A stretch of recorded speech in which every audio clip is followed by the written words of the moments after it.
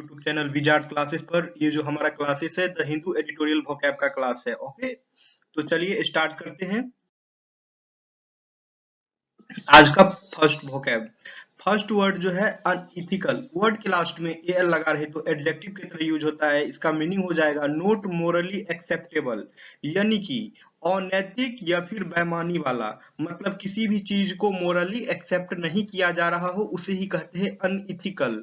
Okay, जैसे कि आप लोग सुने भी होंगे इथिकल हैकिंग, तो इथिकल वहां पे टर्म लग गया, मतलब कि वो चीज जो है लीगल है। ओके, सेम इसी तरह ये है अनइथिकल, ये मतलब कि कोई चीज जो है मोरली एक्सेप्टेबल नहीं है उसे ही अनइथिकल कहते हैं। नेक्स्ट वर्ड पे आते हैं फ्रेंड्स। नेक्स्ट वर्ड है कॉन्ट्रेरी। ये जो है एडजेक्टिव की तरह यूज होगा। इसका मीनिंग है कंप्लीटली डिफरेंट या अपोजिट। मतलब कि कंप्लीटली डिफरेंट होना किसी चीज से या फिर किसी चीज का अपोजिट होना, उल्टा होना, उसे ही कॉन्ट्रेरी कहते हैं। ओके, इसका हिंदी मीनिंग हो जाएगा पूर्णतया भिन्न या फिर विपरीत, उसे ही कॉन्ट्रेरी कहते हैं। नेक्स्ट वर्ड है फ्रेंड्स पर्टेंस। ये जो है वर्ब की तरह यूज होगा। इसका मीनिंग है टू एग्जिस्ट और apply in a particular situation और एट ए पार्टिकुलर टाइम, यानी कि विशिष्ट स्थिति या समय आदि से संबंधित होना। नेक्स्ट वर्ड है फ्रेंड्स लीजिटिमेट। ओके, ये जो है एडजेक्टिव की तरह यूज होगा। इसका मीनिंग है रीजनेबल और एक्सेप्टेबल। मतलब क्या, कोई चीज जो है रीजनेबल है या फिर एक्सेप्टेबल है, जिसे एक्सेप्ट किया जा सकता है, उसे ही लीजिटिमेट कहते हैं। इसका हिंदी मीनिंग हो जाएगा तर्क संगत या स्वीकार्य। ओके, नेक्स्ट वर्ड है अनड्यूली। वर्ड के लास्ट में एलवाई लगा रहे तो एडवर्ब की तरह यूज होता है। इसका मीनिंग है more than is necessary, acceptable और रीजनेबल, यानी आवश्यकता से अधिक, स्वीकार्य या फिर उचित, उसे ही अनड्यूली कहते हैं। नेक्स्ट वर्ड है सकर। ये जो है वर्ब की तरह यूज होता है। इसका मीनिंग है to offer help to somebody who is suffering और इन ट्रबल, यानी कि परेशानी के समय किसी की मदद करना, विपत्ति में सहायता करना। ओके, उसे ही सकर कहते हैं। नेक्स्ट वर्ड है ओवरऑल। ये जो है वर्ब की तरह यूज होगा। इसका मीनिंग है to look at something carefully and change और रिपेयर इट इफ नेसेसरी, यानी कि किसी वस्तु की पूर्णतः मरम्मत करना, उसे ही ओवरऑल कहते हैं। नेक्स्ट वर्ड है टेक्नोक्रेटिक। वर्ड के लास्ट में आईसी लगा रहे तो एडजेक्टिव की तरह यूज होता है। ओके, इसका मीनिंग है रिलेटिंग टू और इन्वॉल्विंग एक्सपर्ट्स इन साइंस और technology who have a lot of power in government और बिजनेस, यानी विज्ञान या प्रौद्योगिकी के विशेषज्ञों से संबंधित या शामिल होना जिनके पास सरकार या व्यवसाय में बहुत शक्ति है, उसे ही टेक्नोक्रेटिक कहते हैं।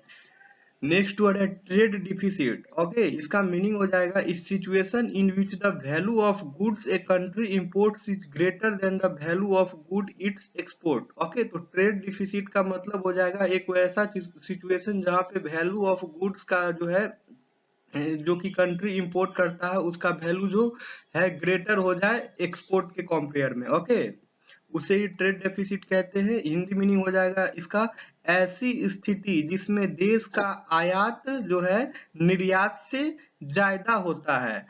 ओके, और या फिर इसे कह सकते हैं व्यापार घाटा, उससे ही ट्रेड डिफिसिट कहते हैं। ओके, ये बिजनेस का टर्म है। ओके फ्रेंड्स, तो चलिए नेक्स्ट वर्ड पे आते हैं बूम। ओके, बूम जो है नाउन की तरह यूज होगा। इसका मीनिंग है a period in which something increase और डेवलप्स वेरी क्विकली, यानी कि समृद्धि और विकास की अवधि, गर्म बाजारी या फिर तेजी। जैसे कि हम बोलते हैं ना किसी चीज में बूम आ गया है, बूम आ गया है मतलब क्या, एक पीरियड जिसमें कि कोई चीज का जो है इंक्रीजेज हो गया है, ओके, क्विकली, और ये फिर कोई चीज डेवलप हो गया बहुत ही क्विकली, उसे ही बूम कहते हैं।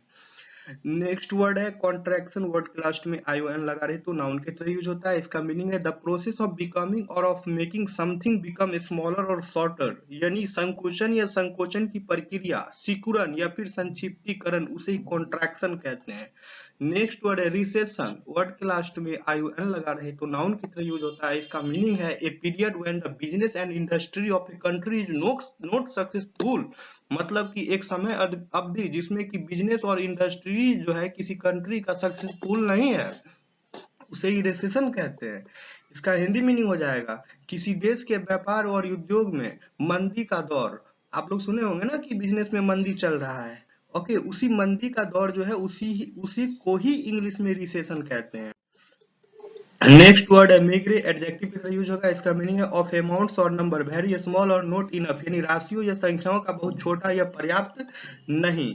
नेक्स्ट वर्ड है डेफ्टली। वर्ब की तरह यूज होगा। इसका मीनिंग है इन ए स्किलफुल, क्लेवर और quick way. Okay, next word है ए स्टॉर्म इज ब्रिंग। ये जो है एक फ्रेज है, इसका मीनिंग है a storm is wing means that something bad is about to happen. यानी कि एक स्टॉर्म जो है विंग है, मतलब कि एक तूफान जो है आ रहा है, इसका अर्थ है कि कुछ बुरा होने वाला है। ओके, उसे ही कहते हैं ए storm is wing. Okay, briefing. Okay, A storm is briefing यानी कि एक तूफान आ रहा है, इसका अर्थ है कि कुछ बुरा होने वाला है। ओके फ्रेंड्स, तो ये जो था हमारा द हिंदू एडिटोरियल का वोकैब था। ये क्लासेस जो है हमारी चैनल पे रेगुलर होती है। अगर आप हमारे चैनल पे नए हैं तो चैनल को सब्सक्राइब अवश्य कर ले फ्रेंड्स, और वीडियो को लाइक भी करें और वीडियो को शेयर भी करते रहे। ओके फ्रेंड्स, फिर हम लोग मिलते हैं कल के वीडियो में। Thank you everyone.